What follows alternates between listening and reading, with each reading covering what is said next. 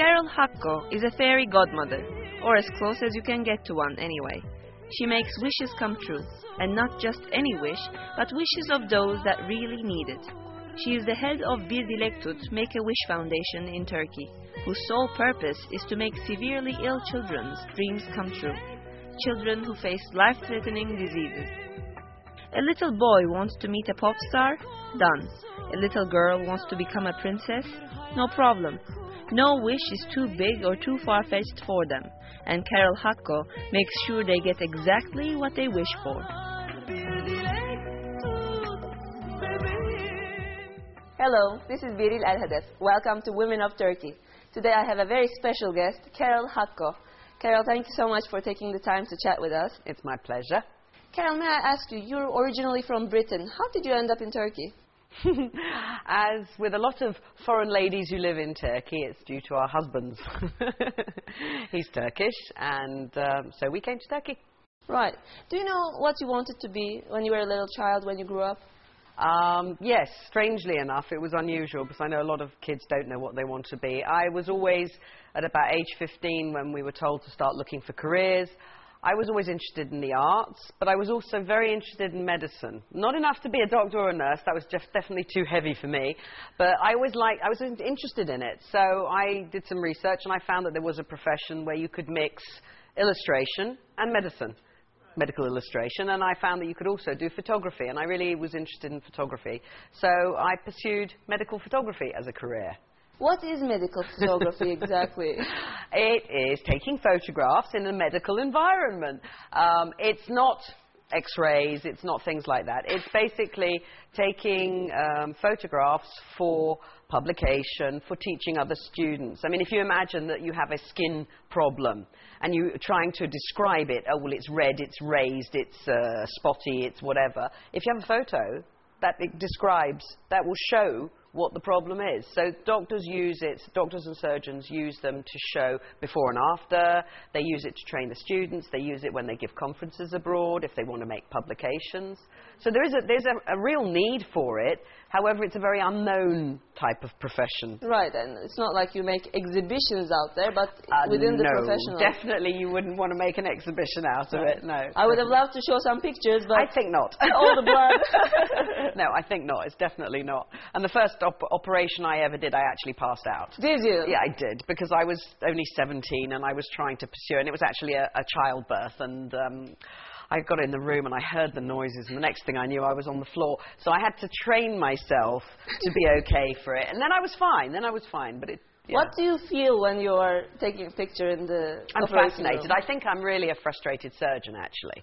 But I'm fascinated by it. I find it really, really interesting. I don't see it as a person in the operating theatre. It's a body and it's bits and pieces and it's mechanics of making them work properly.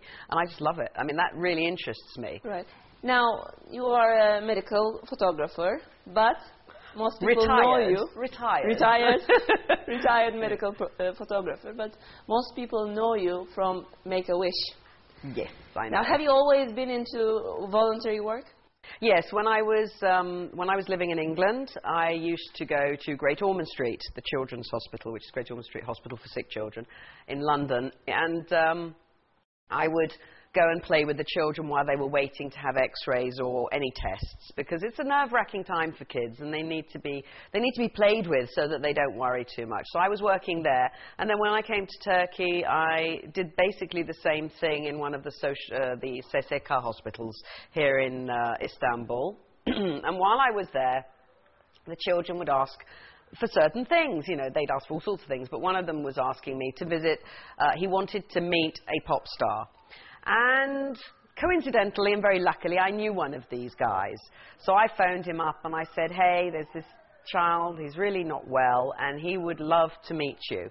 And so he said to me, I would gladly come as long as there's no press involved. So, of course, well, I won't tell if you won't tell, Bibi. And then he said, okay. And he walked into this teeny-weeny ward and he walked in singing. And the children, the nurses, the mums, it was one of those spine-tingling moments. It was really lovely. So I did that, and that was really cute. And then another little child wanted to meet a footballer, and I don't know, again, by chance, I knew the doctor of the team. I arranged that. Took about 3 months to do that. Showed me it was not so easy. And the footballers came and they gave balls and, you know, the what do you call it? Jersey. That's it. I know the Turkish word. I don't know the English word.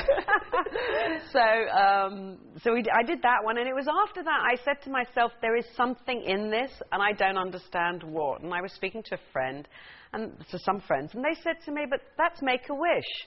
And I went, what's Make-A-Wish? I had no idea. And this is in year 2004. So I did some research on the internet and I found out what Make-A-Wish was, and I phoned England. Being English, I'm comfortable. I phoned England, and I believe in coincidences a lot, and this is one of these very, very much coincidental things. I phoned England, and the guy that picks up the phone was actually the chairman of the board of Make-A-Wish International. He was an English guy, and he happened to be in the Make-A-Wish office in the UK. There's a coincidence, and then there's a coincidence. That was a big one, and that's sort of the meant-to-be one. And so when I spoke to him, I said, that's it, I want to do Make-A-Wish Turkey. And he said, great, this is what you have to do. And obviously, I had to get in touch with Make-A-Wish International, which is based in America, and we had to go about setting up a charity. In the meantime, I was speaking to another close friend who said to me, but it exists in Turkey. Not as Make-A-Wish, but the Turkish equivalent, which is Bir Dilek Tut. And so I said, really? And obviously I didn't know anything about it. But I found out where the lady was, and I went to visit her and asked her, you know, how she was doing and what she was doing and blah, blah, blah, blah. To cut a long story short, she'd been doing it for about 5 years. She hadn't had any contact with Make-A-Wish as a group. And she was doing basically the same thing. She based it on what Make-A-Wish was doing. But it wasn't affiliated, basically. Not at all. It had no affiliation. And she was, after 5 years, she was at the end of her sort of tether with it, because she had very few volunteers, no sponsors. And really, it's very difficult if you don't have that sort of support. So she then called me back and said, would you take over? So it was the most logical thing to do, because the charity was established, because setting up an association in Turkey is not the easiest thing to do. There's a lot of legal stuff that you have to go through. So I took over that charity in 2005. And then from 2005, we've been running. You know, we've been running with it. I mean, for me, it's very much we are trying to run a business that happens to do charitable work. Right. Because it's not something that you can play at. I mean, I know a lot of people may think, you know, they're doing charity work and, you know, have lunches and sit down and do it. It's not like that. Not if you want it to work. It really is hard work, and you have to work it in a very organised way. You know, we have 6 professional staff here. That has to be funded and worked out, and we have to run like a business. Right, very professionally. Correct. Now, can you tell us a little bit about what Make-A-Wish does? I was going to say that's a good one. Make-A-Wish was set up in 1980 after a little boy wanted to be a police officer, a little boy called Chris Grecius. And his mum and a couple of police friends made his wish come true to be a policeman, and he rode his bike and everything else. And that was in 1980. And in the States? In the States, in Phoenix, Arizona. Mm-hmm. And it was after that wish that the Make-A-Wish Foundation in America was set up and started. Since then, it has grown and grown and grown, and we are now in 36 countries all over the world, all doing the same thing, the same mission, the same cause, the same methods. You know, obviously each country has its own different approach to things, but generally the same rules apply, and our mission is the same. And what we do is we grant the most cherished wish of a child between the ages of 3 and 18 years old who is suffering from a life-threatening illness. That's the mission, the cause. How does the process work exactly from, let's say, application of the child? Okay, well, children can apply to us in various ways. They can apply on the internet, online, as we're now in a technological stage in life, so they can apply online. Either that, or they can telephone us to the office.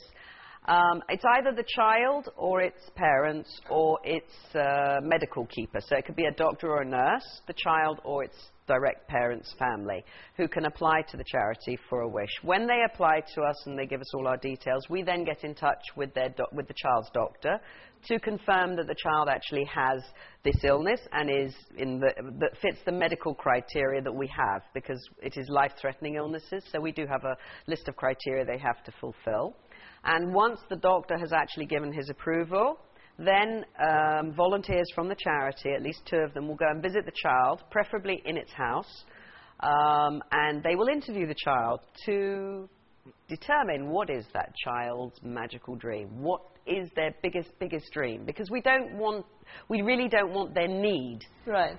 We really want them to dream crazy and, I want to go to the moon. Yeah, okay, well, maybe we can't do exactly that, but we will do the closest thing to it. Right.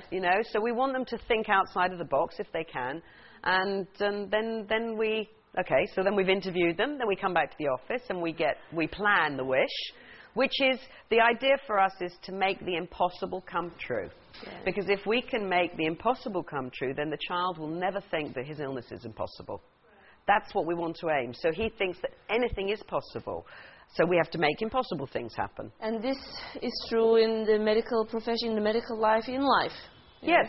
It's about giving hope. If you can give them hope, if you can give them positive messages, positive thinking, then anything is possible. We've had great responses from children. We had a child in Adana in Turkey who was in intensive care, and when we have a rush wish, as we call it, we do it within like 48 hours, maximum 24 hours if we have to. So the child wanted to have a laptop. We gave him a laptop, and the volunteer went back into the hospital a couple of days later, and the room was empty. So she was terrified, went straight to the doctor and said, "What happened?" And the doctor said, "Well, really, it's quite a miracle, because after you came, he had his laptop, he slept with his laptop, and the next day, this child walked for the first time, talked for the first time in front of this doctor. He'd never seen him walk, he'd never seen him talk, and began to eat, and literally started to get better and went out of intensive care." It has now, such that's an magic. impact. Yes, it is. Exactly. It's like a miracle, basically. Yeah, obviously we can't guarantee that, and obviously it's all up to the children, but it shows the power of a wish. And then the thing, the Make-A-Wish slogan around the world is "Share the power of a wish," which is a great saying in English. It doesn't quite translate in Turkish, unfortunately, with the same strength. However, that's the message, because it is so powerful. You give children hope.